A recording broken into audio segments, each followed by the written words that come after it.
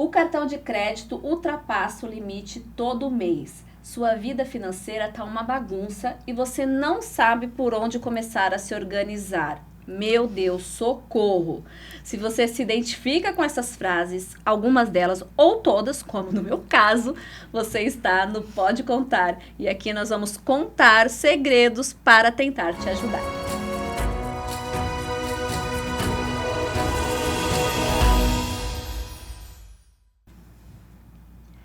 Oi, gente! Seja bem-vinda, seja bem-vindo. Muito bom ter vocês aqui comigo de novo no Pode Contar. Tenho duas convidadas para a gente falar hoje sobre educação financeira, sobre problemas financeiros, mas antes, é claro, eu quero agradecer os meus patrocinadores, Unigran, a produtora Backstage, o estúdio Silvânia Souza, que me deixa assim mais bonita, e uma patrocinadora nova que eu tô muito feliz que entrou aqui, que sempre acreditou em mim desde o comecinho dessa minha vida de influenciadora, que é a Marta Campos. Marta, muito obrigada pelo incentivo de sempre e eu tô amando essa nova fase que, além de lingerie, além de pijamas super confortáveis, agora também tá com roupa fitness. Essa semana eu já estreiei uma e adorei o conforto.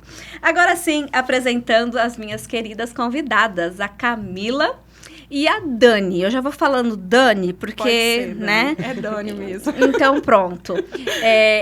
Eu convidei as duas para a gente falar sobre educação financeira, porque foi um tema que acabou sendo bastante pedido. E assim, eu estava aqui falando antes que é um problema para mim, na minha família. Eu era bem regulada, assim, bem certinha, quando o meu salário era fixo e eu não era casada, era só um salário, era o que dava, então eu tinha bastante controle. Depois que casou, e aí também comecei a usar cartão de crédito, acabou a vida, mas aos poucos a gente vai falando sobre isso. Antes eu quero que vocês se apresentem. Apresentem, Camila. Quem é você? No que você trabalha? É mãe? Me conta. Boa tarde, Miriam. Boa tarde, Dani. Boa tarde. Queria agradecer primeiramente pela oportunidade. É muito bacana estar aqui. Como eu comentei antes, é muito gostoso você estar fazendo algo novo pela primeira vez, né? Primeira vez que estou no podcast, videocast. Então, eu me chamo Camila Facim. Eu sou natural do Rio Grande do Sul. Frederico Westphalen, gaúcha. Por isso que tu perguntou se eu tomava chimarrão? Isso, tomava chimarrão. Descobri que ela não toma quase nada. Mas eu sou natural de lá, formada em administração. Eu atuo no cooperativismo de crédito há 7 anos. Vim transferida para cá há 2 anos, agora estou em Dourados, na Cressol, uma cooperativa de crédito. Seja bem-vinda. E muito é mãe obrigada. Sou mãe recente, né? 6 meses do Raul. Ai, que lindo. Ainda tá no pega pra cá, pega pra cá. Olha, tá falando? Eu não falei que eu gaguejo? É normal. Pega pra capá. Isso aí. Aquela loucura entre de adaptação. E a Dani já é uma mãe profissional, porque é mãe de 2, já tão moça, uma quase adolescente, né, Dani? Já com 12 anos. E vamos dizer, né, 12 anos não é fácil não, mas estamos aprendendo. Então, assim, o desafio nunca acaba, né? Nunca, eu acho que vai ficando o nível mais hard. Meu Deus, olha, ai. Ela nos encoraja. Mas é bom, mas vai aumentando a dificuldade. Se apresenta para quem não te conhece. Eu chamo Daniele Farinelli. Eu sou de Dourados mesmo, nasci aqui, né? Estudei também aqui, na parceira Unigran. E eu fiz administração de empresas e pós em administração hospitalar. Amo mexer nessa área administrativa, me encontrei realmente nisso. E depois, na pandemia, foquei muito em finanças pessoais e investimentos também. Então, aumentei um pouquinho o meu leque aí. Então, estou aqui para somar, junto com a Camila. Miriam, obrigada pelo convite também. É uma honra estar aqui. E também fazendo coisas novas. Estou que nem a Camila. Mas podcast é uma delícia, aqui é uma conversa. Gente, estou muito chique. Eu ganhei presentes aqui na entrada. E eu acho que vai ter que virar, assim, ritual de todo convidado. Brincadeira, próximos convidados não precisa, mas se quiser, fica à vontade. Olha só. A Dani me deu um planner aqui, ó, pra arrumar minhas finanças, personalizado, tá? E eu amei essas caixinhas que vêm com versículos para os casais, por causa da cesta apimentada, ui, ui, ui. E para a família, vai puxando um versículo cada dia. Isso. E a Camila também trouxe presentes fofos. Da cooperativa? Da cooperativa. Qual que é o nome mesmo da cooperativa? Cressol. Cressol. Vamos fazer aqui a publi da Cressol.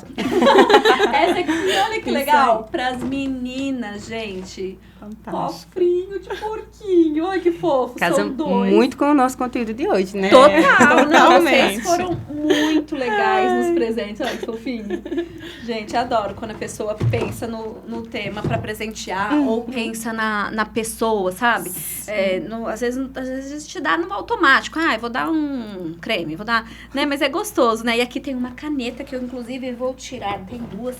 E uma velhinha super cheirosa. Vou deixar a velhinha aqui.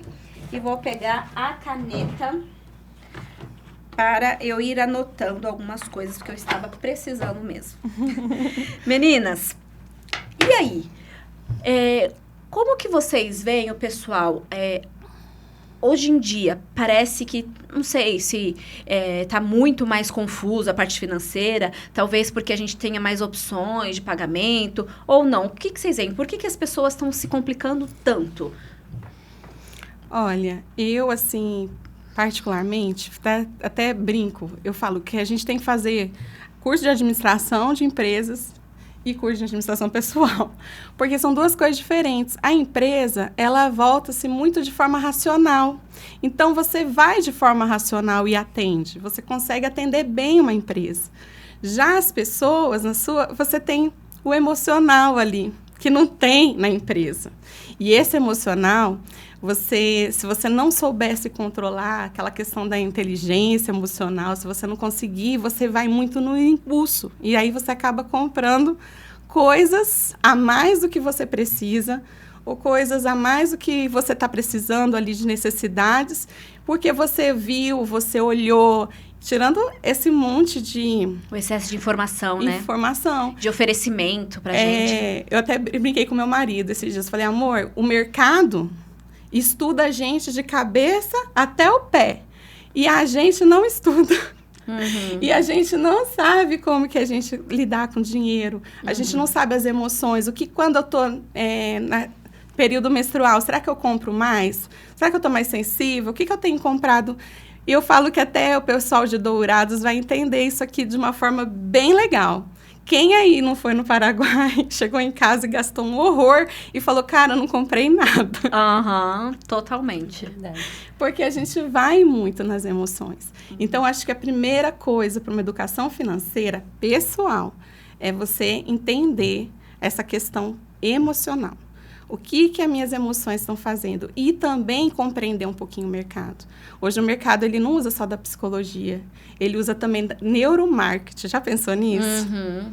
Então, eles estão muito, vamos dizer assim, bem afiados contra a gente que não está ainda na idade da pedra, se a gente for pensar. Sim. Então, a gente precisa melhorar para criar barreiras e blindar para você poder ter um orçamento mais certinho. Uhum. E uma das coisas eu acho que ajuda muito também é esse negócio de você ter a visão de onde você quer chegar.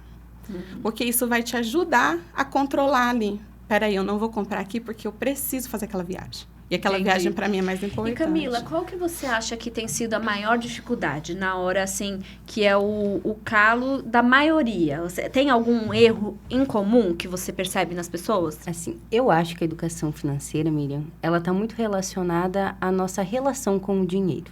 Porque antigamente, se você for ver, eram os patriarcas da família, quem colocava o sustento eram os homens. E aconteceu aí nos fatores que as mulheres foram, né, tomando conta, às vezes não tinham conversa, não tinham diálogo, não tinham uma relação com o dinheiro.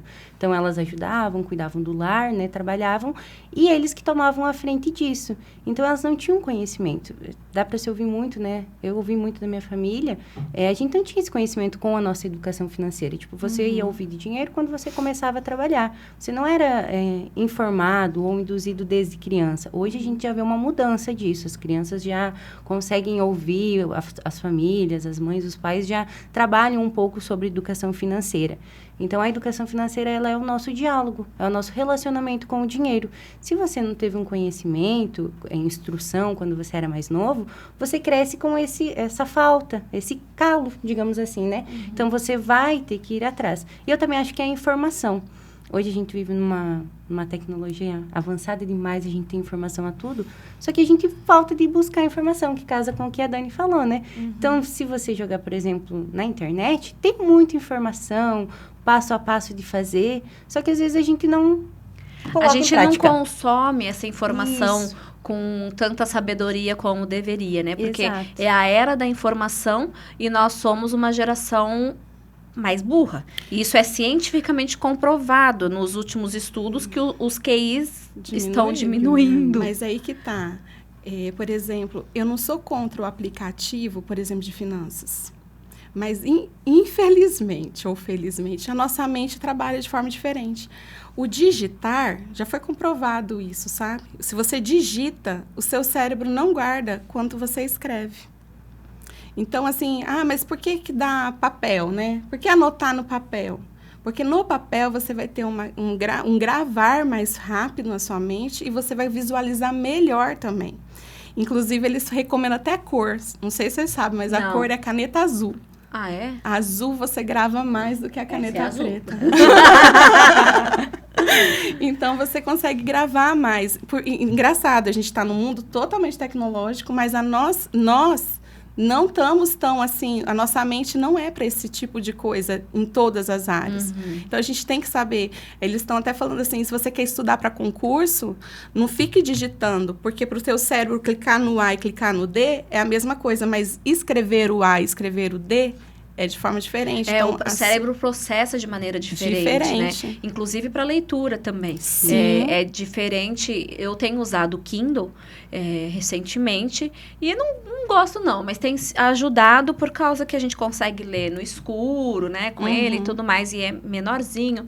Só que já também é comprovado que a gente absorve menos a informação quando está numa tela do que está no livro físico, né? Tem um livro que se chama O Cérebro no Mundo Digital, que traz, assim, dados que a gente fica assim, porque ele questiona como serão as crianças. Isso. Porque as nossas crianças que já crescem com tela, elas não vão ter paciência nem domínio da leitura. Uau, né? Verdade. Forte. E esse negócio de pegar mesmo, a experiência que você carrega naquele momento de pegar o livro, de pegar a caneta, de você fazer as anotações, isso não tem como o celular substituir. Não tem. Então, eu ainda falo, não que você não possa usar o recurso digital. Use, é bacana. Principalmente se às vezes está na rua, não vai dar para anotar no papel. Mas, assim, de preferência, anote principalmente as metas, o que vocês querem fazer em família, que isso é muito importante criar. Então, façam em escrito. E tomem esse cuidado. Aquilo que a Camila falou na questão de como relaciona com o dinheiro, também a gente tem que cuidar do que a gente ouve as palavras de dinheiro. Por exemplo, assim, se você achar que dinheiro é sujo, que qual é o outro ditado que o pessoal... Isso não traz felicidade, não sei o quê. Tudo isso daí, você processar inconscientemente, você não vai guardar dinheiro. Porque você vai trabalhar sempre contra. Isso é assim, próprio cérebro. Sim, faz muito sentido, porque a gente tem, às vezes a gente fica até envergonhado de dizer que está ganhando mais, que está indo bem, ou uma pessoa que está indo atrás, ela é vista como gananciosa, como algo ruim, né? Camila, até que ponto você acha que o dinheiro pode trazer felicidade, já que você citou esse ditado? Na verdade, eu acho que a felicidade ela é muito individual. Pode ser, realmente, a pessoa fala, dinheiro não compra saúde, dinheiro não traz felicidade, dinheiro isso, dinheiro aquilo. Ok, realmente, ele não traz felicidade, porque o que é felicidade para a Miriam é diferente do que é felicidade para mim, do que é felicidade para a Dani. Porém, ele traz um conforto, ele traz momentos gostosos ou com a família, com amigos, viagens, ele te oportuniza vários momentos, várias coisas boas, né? Então, eu acho que a gente tem que ter uma balança. Que nem você falou, quando eu era CLT, eu trabalhava, né, com carteira registrada, eu tinha um salário, eu tinha uma organização. E depois que eu casei, tive filhos, essa organização não foi a mesma. Realmente, porque quando você tá com outra pessoa, quando você junta a renda, né? Você precisa de um controle maior, porque você, mas você também é outra pessoa e você é seus filhos. Então, você tem que ter esse meio que jogo de cintura. Você tem que ser um meio termo. Você não pode ser só você, Miriam, não pode ser só eu, Camila. Não pode ser só o seu esposo, não pode ser só seus filhos. Vocês têm que fazer esse balanceamento. E, às vezes, é um pouco difícil até você conseguir reestruturar. E, muitas vezes, que nem eu falei, essa relação com o dinheiro, as pessoas têm vergonha de falar sobre dinheiro, de falar quanto ganha, até com a própria pessoa que está do seu lado. Às vezes você não tem essa abertura, ou porque lá atrás, quando você era criança, você não teve essa abertura, você não ouvia seus pais conversar, você não tinha um conhecimento, então você tinha aquela crença, o dinheiro é isso, não é bom, não sei o quê. E não é assim que funciona, né? Foi muito interessante, Dani, eu nunca tinha pensado nisso, que se a gente começa a ver o dinheiro de forma negativa, a gente também traz isso para nossa administração financeira. E é de forma até inconsciente, ao ponto que, assim, você não consegue mudar esse pensamento do nada.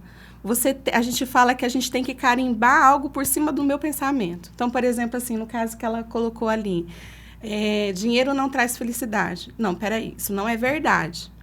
Dinheiro traz felicidade quando eu estou com a minha família numa viagem. Então, você reestrutura aquela visão. Dinheiro é sujo. Não, o dinheiro, realmente, se for passar na mão de todo mundo, ele não é limpinho. Mas ele é algo bom, ele é uma ferramenta. A gente tem até uma frase que fala assim, o dinheiro, ele é ótimo mordomo. Ele serve muito bem. Mas ele é um péssimo dono. Então, se você deixa o dinheiro controlar você, o que é isso? Como que é deixar o dinheiro me controlar? É quando você não tem as metas para aquilo que é destinado a ele. Tipo assim, eu vou pegar o meu dinheiro, eu vou pagar isso aqui do mercado, isso aqui vai para a escola, esse aqui vai para minha meta futura, esse aqui vai... Se você não colocar ele vai mandar em você. E aí você vai falar, onde foi meu dinheiro? Mas você não sabe onde foi, porque ele mandou, você não colocou, você não direcionou. Então, a melhor coisa que tem hoje é você pegar e focar, falar assim, peraí, o que eu tenho hoje e aonde eu vou destinar para cada coisa da minha vida. O pessoal tem mania de anotar só os gastos, mas não é só anotar um gasto, né? É muito mais além que isso. É você pegar e colocar, tudo bem, eu tenho meu custo fixo aqui, beleza. Tá, peraí, que agora então nós vamos entrar na parte prática. É isso mesmo que eu quero. Ó, vamos então colocar aqui. Vamos pegar uma pessoa, Filomena.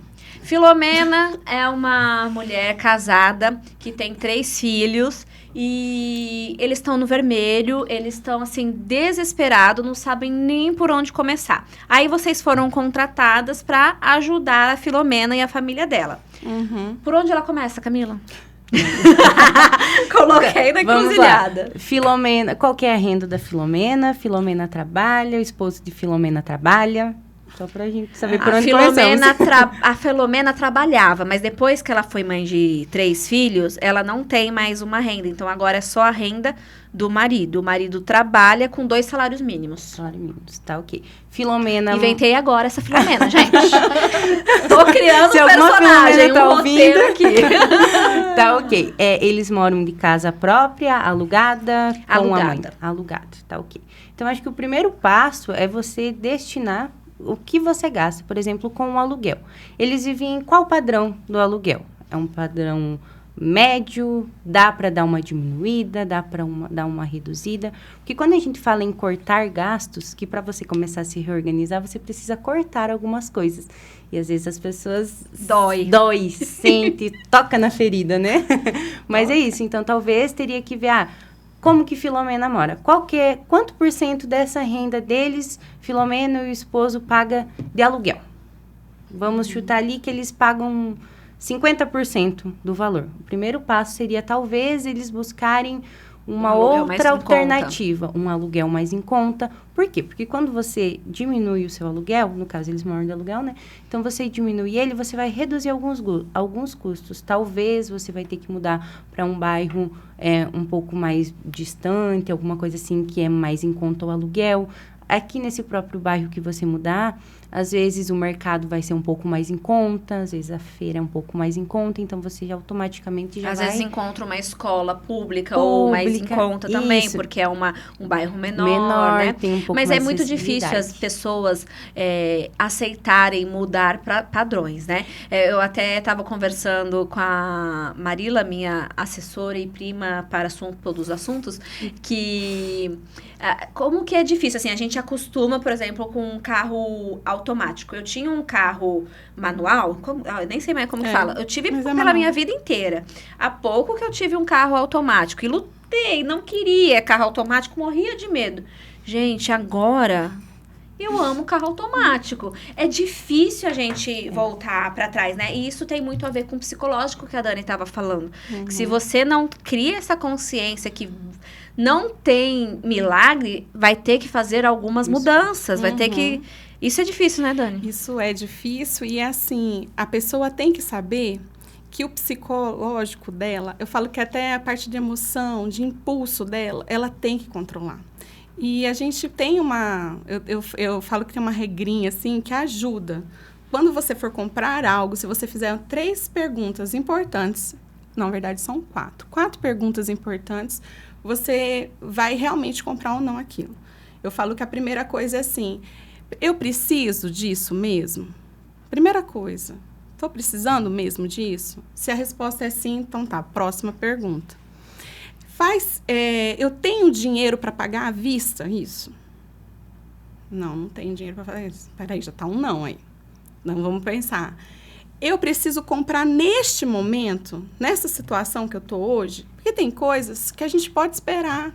A gente virou eu falo assim, um dos maiores problemas, eu até falo isso com as minhas filhas. Espera. Não tem que comprar agora. Não, agora que eu tô aqui, eu quero comprar. Não precisa ser agora. Pode comprar depois. Vamos pesquisar preço. Vamos ver se aquilo tá mais barato em outro lugar, né? Não, mãe, eu quero comprar agora. Eu falo, não, de jeito nenhum. Para mim é uma afronta. Porque a gente vai no impulso e às vezes compra, chega em casa, nem brinca. Porque foi no impulso, ou porque viu uma coleguinha que tinha, mas para ela não fazia sentido. E aí as crianças parece que estão valorizando cada vez menos o que tem. Eu sinto isso na minha mais velha. Graças a Deus, né, a gente tem muito trabalha muito, ela tem condições de ter vários brinquedos. E aí, às vezes eu olho, ela não brinca com aqueles brinquedos, não valoriza, e quer mais, e quer mais. E aí, eu e meu marido, a gente começou a se questionar, falou assim, a gente tá gerando uma consumista mirim, né? Porque, e isso é muito grave, porque vai afetar em todas as partes da vida dela. Aí seria uma ganância ruim, talvez? Não, o que é? Essa é que você tocou num assunto muito importante. Essa então semana eu conversava com o meu gestor e nós conversando sobre isso, né, sobre finanças e educação, e ele falou assim, meu filho, mas ele tem 12 anos, queria um brinquedo, na verdade um celular novo, um tablet, algo relacionado assim. Ele disse, filho, mas você não precisa, porque você já tem, né, tá em boas condições, você usa. Aí ele ficou com aquilo, não deu, né, sobre dizer um não, segurou. Aí chegou em casa conversando com a família, aí a mãe dele, não, filho, mas você tem que dar, porque você não teve oportunidade, você não teve quando você era criança, quando você era adolescente, você tem que dar. Aí ele disse que ficou aquele remorso, né? Disse, nossa, né? Se tenho condição hoje de dar, mas não dei. Só que isso é uma falha nossa, né? Não é sempre assim, porque eu não tive, eu tenho que dar. Não, você tem que ensinar. Olha... agora a gente não pode comprar, mesmo que tenha condição de comprar. Para a criança, né, crescer um adulto assim, com essa noção. Olha, mesmo eu preciso? Está funcionando? Eu tenho Por que eu preciso comprar algo novo? É melhor? Posso esperar? Posso me programar? Por exemplo, tem crianças que ganham mesada, ganham alguma renda ainda quando é pequena. Tipo assim, do vô, dá um valorzinho. Tem que ensinar, tem que incentivar eles. Olha, você tem que guardar para você comprar algo que você queira, que você goste, né? Sim. Não simplesmente gastar e não por tem gastar. educação financeira nas escolas e muito menos nas famílias, né? Na verdade, acho que há uns 3 anos, eles implantaram a educação financeira na escola. Sim. Mas, assim, é algo ainda pouco. O que foi essa implantação? Será que foi o Ministério da Educação que deu alguma diretriz para isso? Para trabalhar. Se eu passar informações concretas, eu vou né? Não tenho 100%. Não, mas, assim, que eu imagino que deve ter alguma diretriz, mas deve ser difícil aplicar em todas as escolas, né? Eu não tô... Você concluiu as 4 frases? A primeira que eu já pulei até para a segunda, mas a primeira é o que se eu quero mesmo aquilo. Porque o que acontece é o seguinte, acabei de falar do marketing que vem com você com todo... Gente, é cor. Ainda mais para criança, eles sabem tudo que é. Então, às vezes você fala que quer, mas não que você quer. Você foi impulsionado a querer. Então, a primeira pergunta é essa. Eu realmente quero? Porque eu tenho que pensar na razão, não na emoção. Porque quando você começa a trazer essas perguntas, você faz isso. Você pega e sai daquele momento emoção e você vai direto para a razão. Aí você começa a fazer a compra consciente. Você vai comprar sabendo se você realmente pode comprar ou não. E quando dá algum não dessas perguntas, a gente aconselha nem comprar. Mas eu posso parcelar, eu não tenho dinheiro à vista. Tudo bem, você pode parcelar, mas você tem 2 opções. Aí que eu falo que é consciência. Eu preciso daquilo mesmo? Vamos supor que é uma geladeira. Eu preciso. É essencial. Aí tudo bem parcelar. Você vai parcelar ela e você está precisando naquele momento. O certo seria se programar, seria uma meta. Mas se eu nem tudo eu posso fazer uma meta. Agora, vamos supor que é uma coisa mais supérflua, que consegue esperar.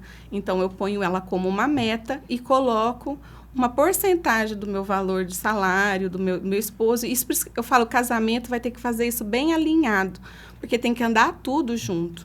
E as mães e os pais têm que ser guerreiros quando olhar aquela carinha. Papai, compra pra mim, eu quero. Mãe, eu quero. A gente, é duro falar não. E né? É um ensinamento, né? Assim, essa espera, você ensina a esperar, ensina a ter controle, domínio próprio, né? Foco, objetivo. Vocês acham legal a criança receber mesada, a criança ter alguma brincadeira, algo assim? Eu acho. Eu também acho. Eu acho que você tem que direcionar. Por exemplo, às vezes... ajudar alguma coisa em casa. Hoje, tudo vira muito polêmica, né? Depende do que você fala e você falar em público, né? Mas, assim, ajudar alguma coisa. Eu vou dar o exemplo das minhas irmãs. Minha irmã do meio, ela tem 2 filhas. Então, a menina, a menor, né? Ela troca a fralda e a do meio leva no lixo. Ajuda.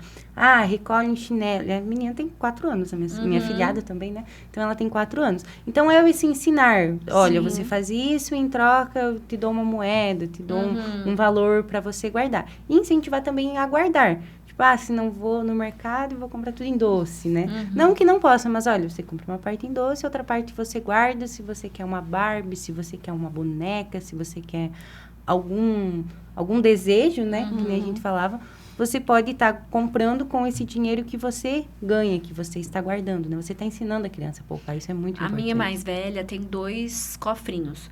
Um que é dela, para as coisas dela, que ela queira. E o outro é para doação, ofertas, coisas assim.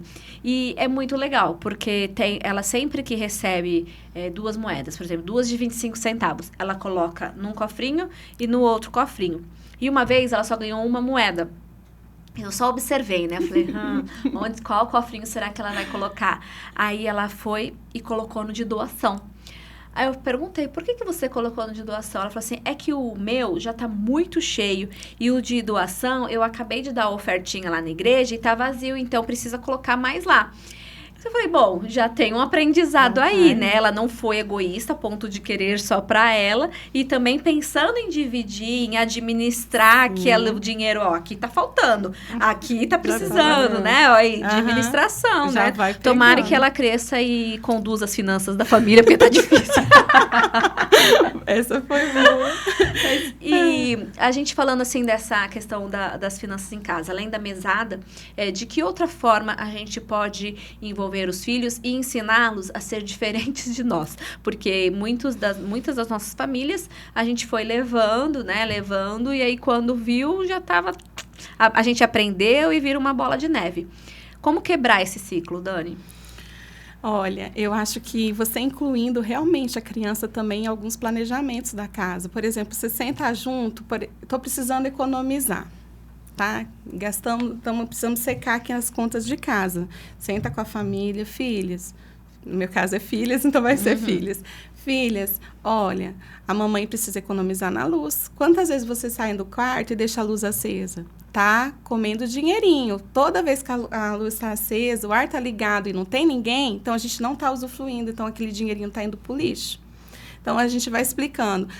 Olha, essa moedinha, às vezes você vai descartando, né? Não, junta porque elas valem, você vai poder comprar um pão, pode comprar alguma coisinha. Então a gente vai trazendo o filho naquela rotina sua. Mostrando para ele que o banho demorado, gastando água demais, é ruim, que toda a aguinha que está indo para o ralo sem ser usada é uma água desperdiçada, o sabonete, no meu caso, os cabelos de meninas, os shampoos, cremes, que Deus me livre. É muito, gente, vocês não têm noção. Até elas aprenderem a colocar a quantidade exata na mãozinha e lavar os seus cabelos, vai um tufo de shampoo numa lavada. Aí eu falo, gente, vocês usaram meio pote num banho. Outro dia eu tinha deixado elas ali na banheira e aproveito para fazer as coisas, né? Quando eu volto, eu olho e falo, não acredito que vocês fizeram isso. Elas gastaram o pote de shampoo novo, porque queriam fazer espuma na banheira. Banheira de espuma. Eu falei, não, filha, isso custa dinheiro, né? E tentar explicar, pelo menos para mais velha, entender que não pode gastar o tubo inteiro. E mostrar para eles, porque assim, o momento que o papai e a mamãe estão longe, a gente está dando o nosso tempo para ganhar o dinheirinho que vai pagar alguma coisa para nós aqui dentro de casa. Então, o dinheirinho é o tempo do papai e da mamãe. E a gente quer estar com vocês mais tempo. Para isso, a gente precisa, então, todo mundo trabalhar em conjunto. A gente é uma família, vai trabalhar todo mundo junto. E aí, nisso, eles começam a gastar menos copo. E a gente ser exemplo, né, Dani? Também. Aqui, você ativou uma lembrança aqui. O meu pai e minha mãe tinham, assim, constantemente chamava para reunião DR familiar sobre finanças, constantemente. E eu lembro, nitidamente, assim, eu e do meu irmão, a gente olhando, assim, falando assim, mas não é a gente que gasta, sabe, assim, porque tinha uma reunião numa semana, na outra semana estavam gastando um monte no mercado, porque era onde eles gastavam, e isso gera uma dúvida ali na criança. Então, se a gente não for o exemplo, como que a gente vai ensinar, né? Sim. Até a gente acaba transferindo uma responsabilidade que não é ainda da criança. Então, eu acho que tem que ter aqui um equilíbrio aí, em termos de falar, sim, mas também considerar que ainda é uma criança, sim, que isso não é papel dela, é papel dos pais. E a questão de você mostrar aonde ela está usando. Que nem a água, a luz, porque ela tem que adaptar e acostumar a desligar o chuveiro quando não está embaixo. Porque deixar também a água correndo ali à toa, não tem o porquê disso. Outra coisa também, a questão da luz, né? Deixar, assim, ligado, sem estar lá dentro. São pequenas coisas que ela pode então, fazer. Então, assim, e é dela. Então, assim, levar para ela o mundinho dela. Qual que é o mundinho dela? É o lápis da escola, usar com sabedoria, né? Não fala assim, não é agora de apontar e ficar apontando de forma desnecessária. Que criança tem tudo isso, né? Criança, ela gosta das coisas que acaba desperdiçando. Nossa, eu lembrei agora, a Mona Lisa estava com um lápis desse tamanho no semestre passado. Ela falou assim, mamãe, eu tô precisando de lápis novo. Eu falei, filha, esse lápis ainda dá até o final do semestre. Aí, depois das férias, a mamãe compra uma caixa nova pra você, mas você ainda vai usar. Quando eu falei isso, eu me senti, falei assim, gente, eu não acredito que eu tô falando isso pra minha filha, mas, poxa. Mas não é que elas querem tudo novo. É isso que o celular, às vezes, acaba dando, sabe? É tudo muito novo, toda hora tem atualizações. Uma das coisas que a gente proibiu lá em casa, o YouTube, foi porque é muita propaganda. Assim, não é propaganda, é o videozinho da Barbie. Abre aqui, não sei o que, é o da Laura, né? Ela queria comprar todo dia. Todo dia tava um negócio descontrolado. E eu por isso que falei, o marketing todo tá pegando pesado. E a gente precisa preparar nossos filhos para pegar. A gente não tem controle, né? Sim, vocês já compraram algum curso, esses cursos online, ou roupa online, no calor? Porque quando você pensa, mas pra que eu comprei isso, gente? Eu já comprei uns livros que eu falei, não precisava. Eu já comprei curso, que eu nunca fiz o curso. Né, Marila?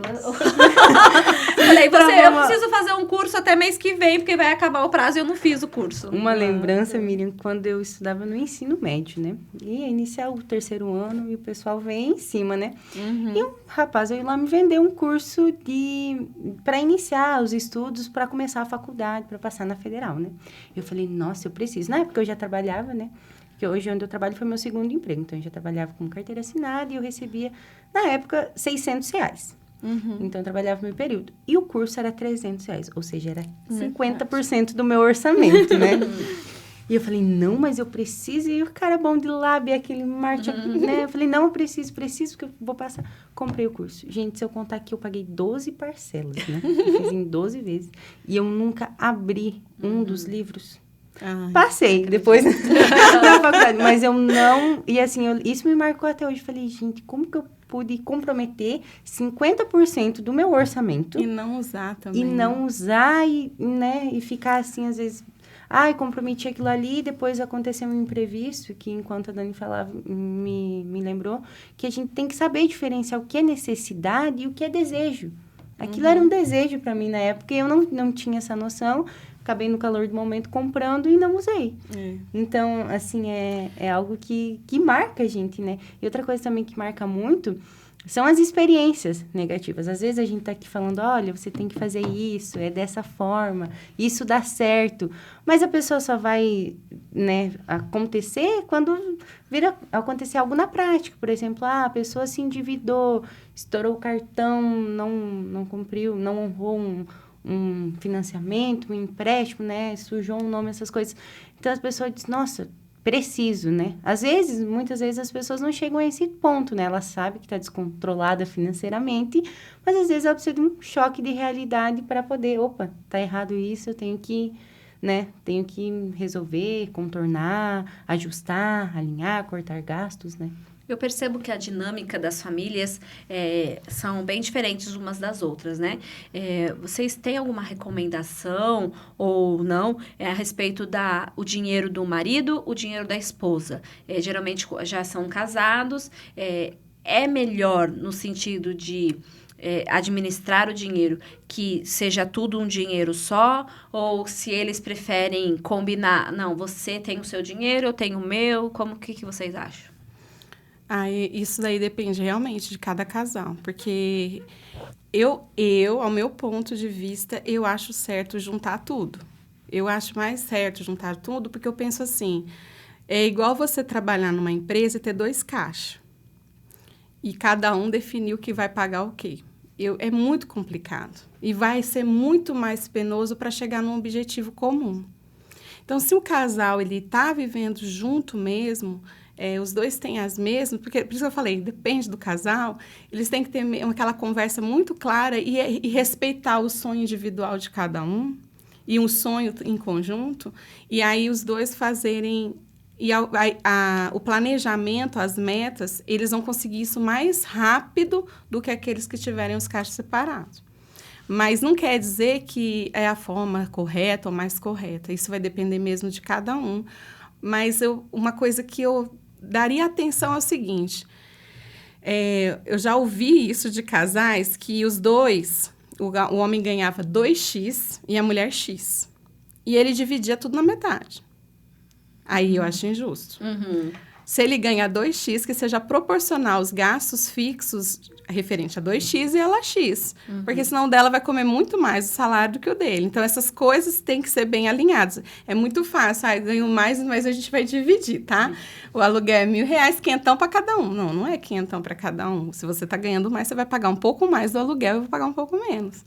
E ser um pouco mais proporcional. Então, isso eu acho que é uma coisa interessante de conversar para aqueles que têm o separado.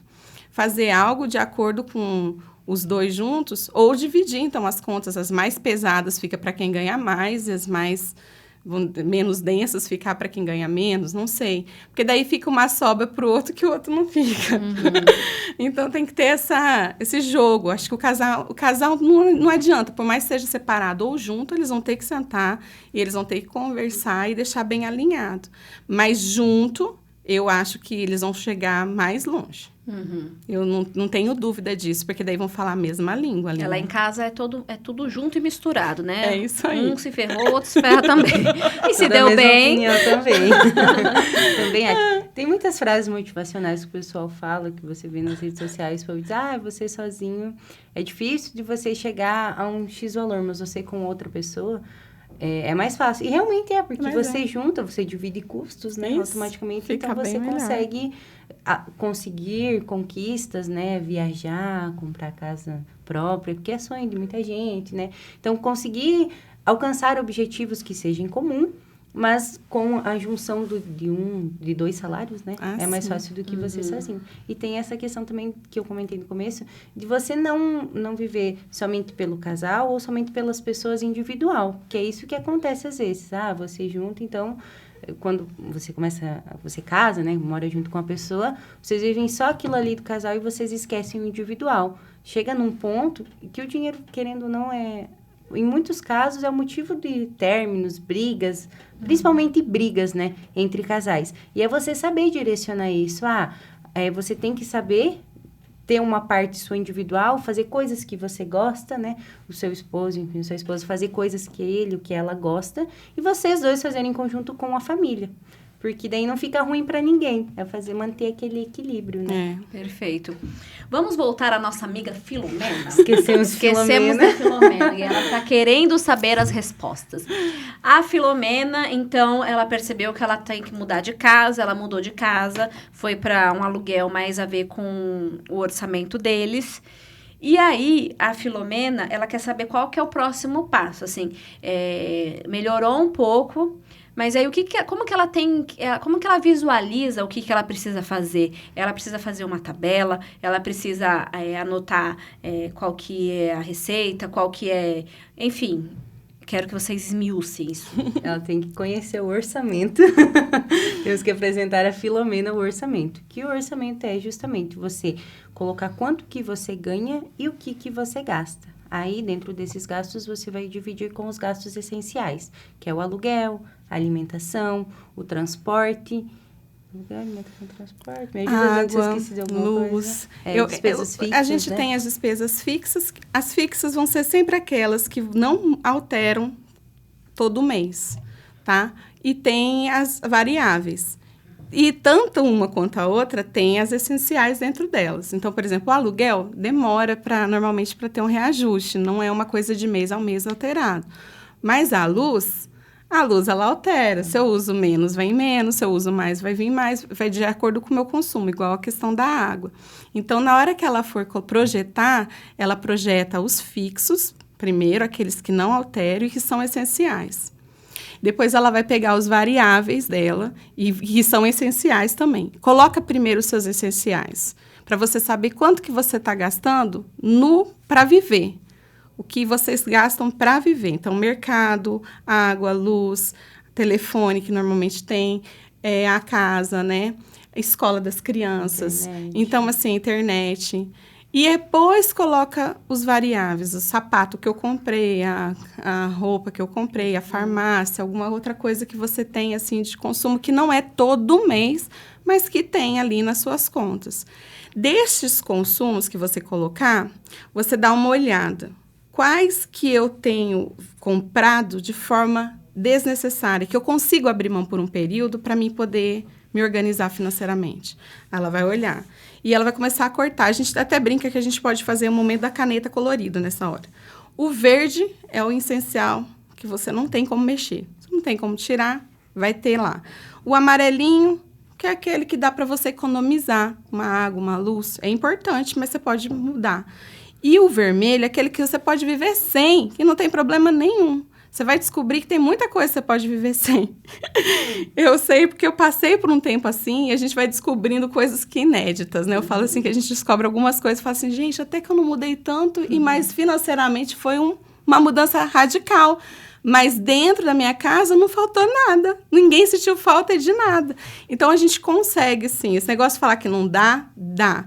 Tirando o que você pode ver, roupa que você não está usando, às vezes alguns eletrônicos em casa que você não está usando, põe para vender. Para vender.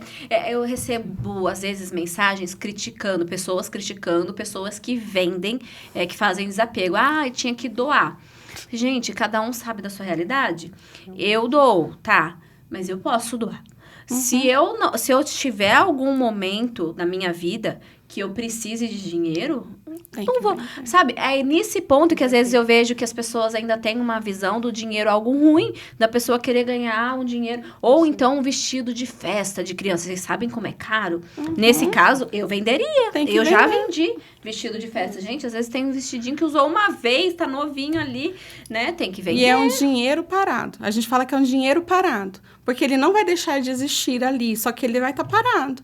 Então, você põe para movimentar, porque o dinheiro não é bom parado. Ele tem que estar em movimento. Agora vamos chegar no outro ponto. Filomena começou, ela fez tudo isso aí que vocês fizeram, ela começou a ajustar e começou a ter uma sobrinha.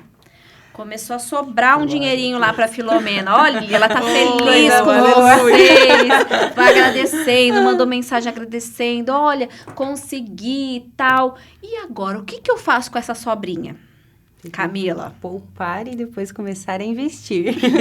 É interessante. Qual que é a diferença de poupança e investimento? Poupança é uma forma de investimento, né? Você paga um juro fixo atrelado à CDI, né? Que é a Selic. E você vai estar ganhando um rendimento mensal. Ele tem toda uma regrinha, você aplica ali, você tem a data do mêsversário, né? Que você tem que resgatar esse valor quando fecha essa data, senão você perde o rendimento. Ele é uma forma segura para a pessoa extremamente conservadora. Então, é algo que não vai atrelar, tipo, não vai ter muita variedade, então você vai aplicar aquele valor, você vai ter um rendimento, é algo seguro, né? Que hoje, você pega muito, antigamente o povo tem um receio enorme, que aconteceu na época do Collor, enfim, aquela questão toda, né? Perdi todo o meu dinheiro, a inflação estava altíssima, né? Tem todo um por trás que às vezes as pessoas ficam um pouco receosas, mas hoje não. Hoje tem o FGCOP, que garante 250 mil por CPF, então se você aplicar em uma instituição, esse valor ele é garantido, né, para as pessoas. Então, você pode aplicar. Tem alguns investimentos que eles são mais arrojados, assim, tem um pouco mais de risco, e não é para todas as pessoas, porque justamente cada pessoa tem um perfil, que a gente fala de investidor, né? Então, você tem que definir o perfil dessa pessoa, identificar, né, conforme a pessoa te dá a abertura, e digamos que Filomena é uma pessoa conservadora, né? Eu gosto de ir lá na minha instituição, tirar um extrato, ver quanto que eu estou rendendo, ter um controle, saber que todo mês é isso, né? Ela se reorganizou e ela começou a ter controle. Então, a poupança é um bom investimento para ela, de início. Ela vai estar guardando, vai estar se programando, né? Vai ter um rendimento sobre esse valor.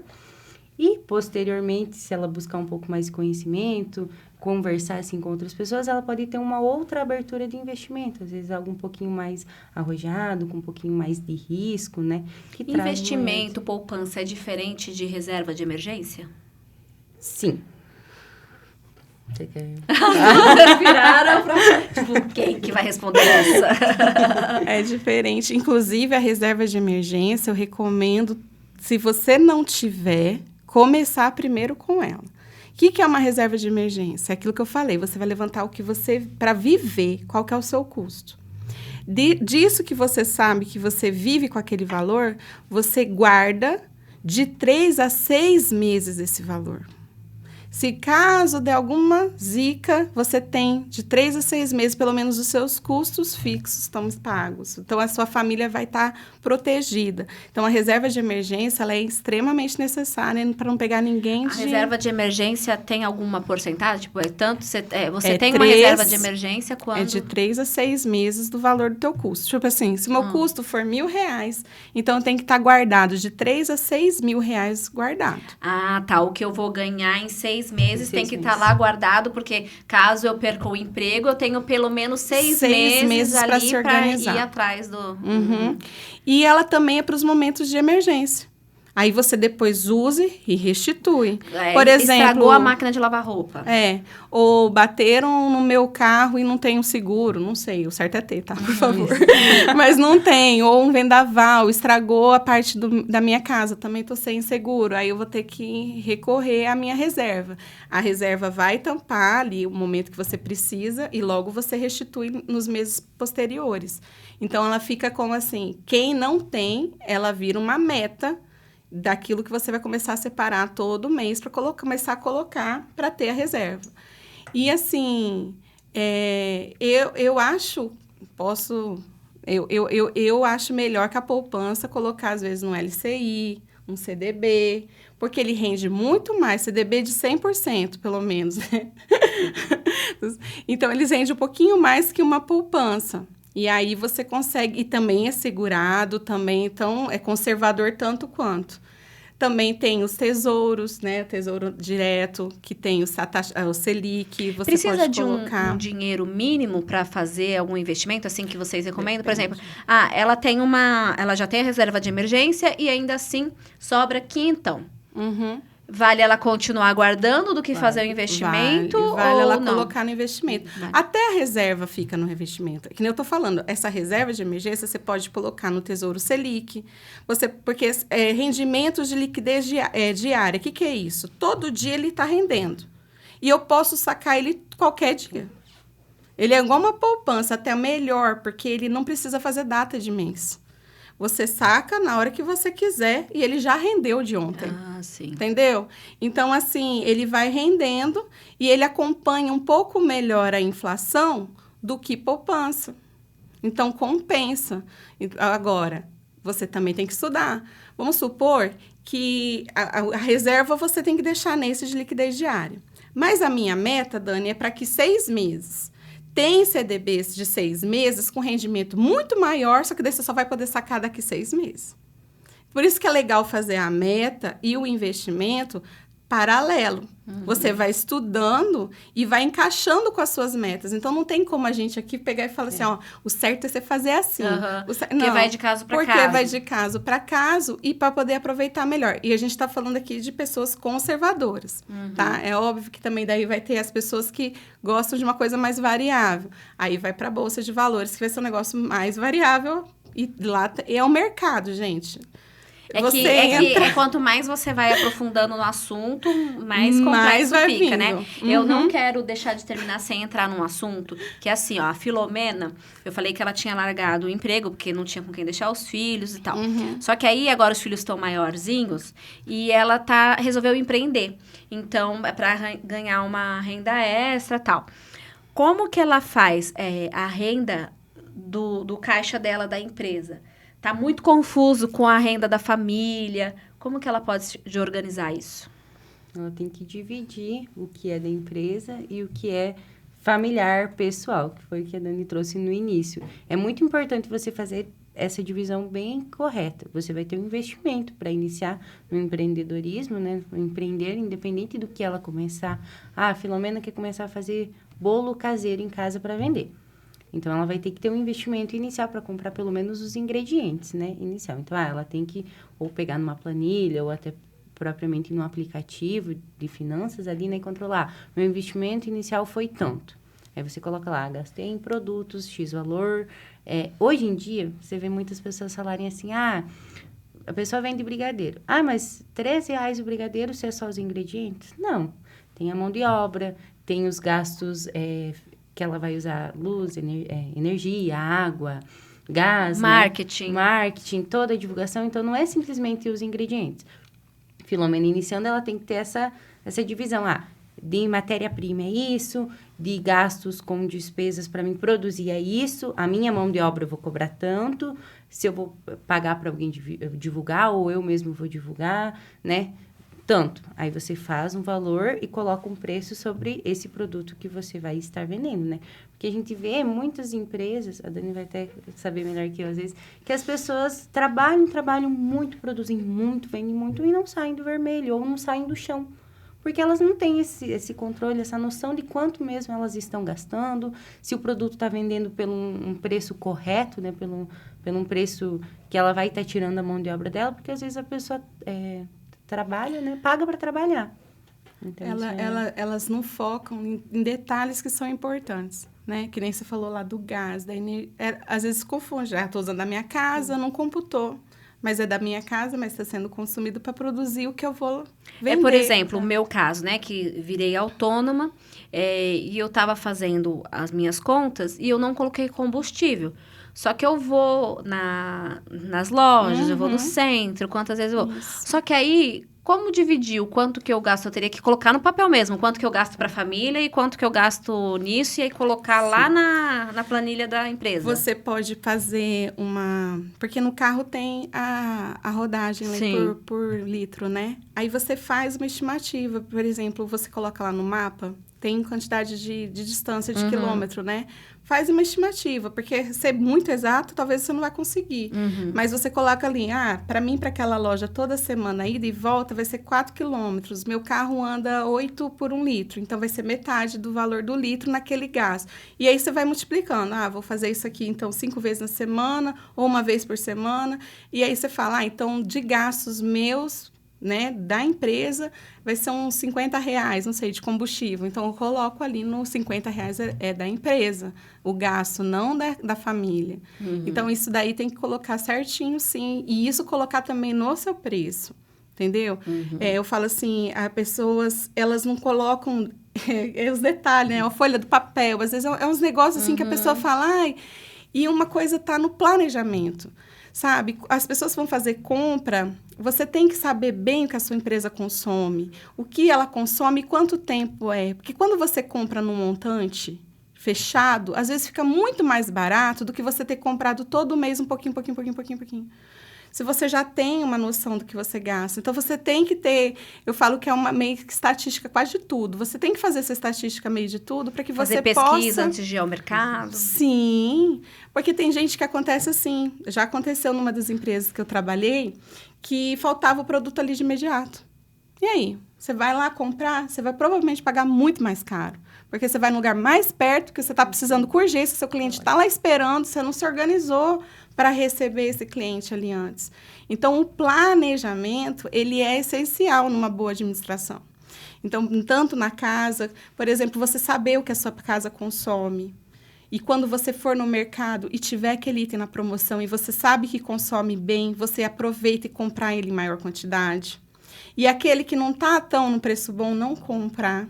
Ou comprar um só para... Entendeu? Assim, esse equilíbrio, ele é muito interessante. Você fazer... Eu até brinco que nos mercados, eu chego assim e falo... Pode atrapalhar um pouquinho? Você viu que você está comprando um negócio aqui? Eu não me aguento. Dani, eu acho que eu vou te levar no mercado comigo. Isso. Vamos fazer um personal shopper. Vamos.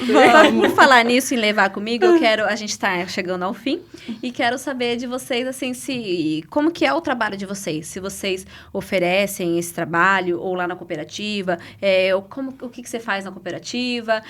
Tem algo que você possa oferecer aqui? Aproveita e faz seu nome aí. Eu comentei com a Miriam, eu trabalho hoje, eu retornei de maternidade, né? Eu estou na parte mais de projetos sociais, por isso que eu falo em educação financeira. A gente faz um trabalho muito bacana nas escolas, Miriam, que a gente leva a educação financeira.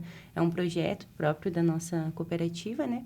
E a gente faz alguns encontros. Claro que não é o suficiente para você falar tudo o que você queria falar, né? Mas a gente traz uma abordagem sobre educação financeira, sobre a importância, sobre o que a gente falou aqui, né?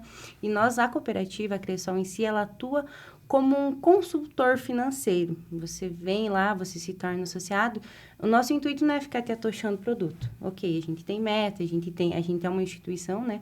Então, a gente tem que dar resultado. Porém, a gente não fica te atochando coisas que você não vai usar, coisas que não te interessam naquele momento. Porque você precisa se conhecer. A gente trabalha com produtos excelentes. Trabalhamos com toda a gama de produtos de instituições financeiras. Mas talvez a Dani vem lá e eu... preciso vender um consórcio. Dani, faz um consórcio. Mas não é o momento da Dani comprar um consórcio. O consórcio é um produto excelente. É um exemplo que eu tô dando, né? É um produto excelente, mas eu tenho que explicar pra Dani, como que funciona um consórcio, o que você pode fazer, preciso entender qual que é o planejamento da Dani. Eu preciso trocar de carro daqui 2 anos, daqui 1 ano. Eu quero comprar um carro, eu ainda não tenho. Então, é a hora de você conhecer o seu associado, né? E você ofertar um produto que adequa a ele. O perfil da Dani não é tomador de crédito, por exemplo, que a gente também faz a venda, né? A gente compra e vende dinheiro. Então, a gente trabalha com recursos de aplicações, aí a gente vende dinheiro. Então, tem que entender muito bem o perfil do associado, o que ele busca, para poder fazer esse trabalho assertivo, né? Essa consultoria financeira. Pra ver, né? Cada um na sua. Fala pra E fica um convite para vocês irem conhecer a agência. A gente tá localizado ali na Avenida Marcelino Pires, próximo ao Posto Tamboril, né? Vir lá tomar um cappuccino conosco. A gente tem um cappuccino excelente. Cappuccino eu tomo, viu? Então vem lá, vou te esperar. E Dani, e você? Você tá trabalhando nessa área, né? Eu tô iniciando um projeto meu desde quando eu me formei, na verdade. Eu queria ter feito já de cara, mas na época eu acho que poucos me entenderam porque não existia isso, que é a consultoria. E você prestar consultoria tanto empresarial quanto pessoa física, ajudar nas áreas que aquela pessoa precisa ou aquela empresa precisa melhorar. Às vezes ela não está sabendo onde começar ou por onde começar, então a gente dá essa consultoria. E, assim, não dá para falar assim para você, vai ser todo igual. Não é igual, é diferente. Dani, eu queria uma consultoria na minha recepção. Eu queria uma consultoria no mercado. Eu queria uma consultoria na minha casa, na parte financeira. O que eu posso melhorar? Porque, gente, hoje tem uma gama de coisas que a gente pode melhorar. Vou aqui só falar por cima. Por exemplo, o canal da Disney, né? Tem pessoas que assinam Disney. Disney, se não me falha a memória, acho que é uns 30 e pouco, talvez, a mensalidade. Agora, não estou lembrada. Se vocês lembrarem, me falam. E aí, eu assino o aplicativo lá.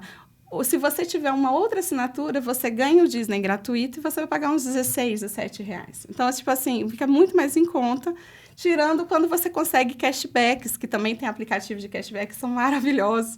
Então, você consegue ter uma melhora no seu financeiro e usando os recursos que hoje estão disponíveis para a gente no mercado.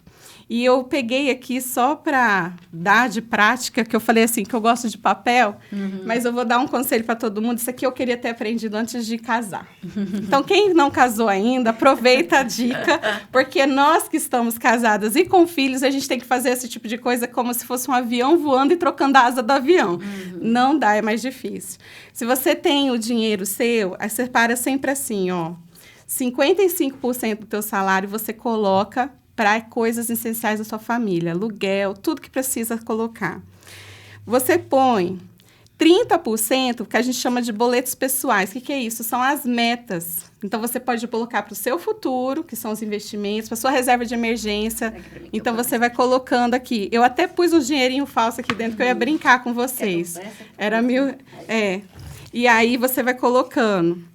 O outro é 5% para a sua educação. A gente vai investindo lá. 5% para a educação. Didáticas. E 10% é para você fazer o que você quiser. Para você falar assim, poxa... a gente também tem que usufruir daquilo que a gente está ganhando no momento, senão a gente fica deprimido até. Então, eu faço assim, se você separar tudo isso daí... E começar a sua vida de casado, de família dessa forma, você vai ter uma vida financeira muito mais tranquila, porque você vai ter com a reserva de emergência pronta, você não vai estar gastando 100% do que você ganha, você gasta 55% e o restante você coloca para suas metas, para os seus sonhos. Então, assim, eu oriento você começar essa vida diferente dos nossos pais e melhor. Eu falo isso até para minhas filhas. Eu falo, filhas, vocês não vão sofrer o que eu sofri. E nem precisa sofrer o que eu sofri. Vocês vão ir além. E isso aqui, de você separar as porcentagens certinhas, fazem muita diferença. Então, se você quiser um trabalho com consultoria para auxiliar você dentro da tua casa ou na sua empresa, eu falo para aumentar a sua performance.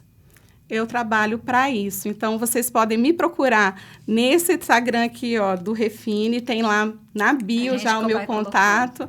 E aí vocês já colocam ali vai falar no WhatsApp já com a gente e a gente já vai agendando e organizando de acordo com a sua necessidade. Você tá muito profissional, Dani. Ai, obrigada. Adorei. Meninas, eu acho que vocês fizeram uma dupla perfeita, uma complementando a outra. Acho, inclusive, que vocês podem, às vezes, combinar alguma coisa aí de um trabalho juntas.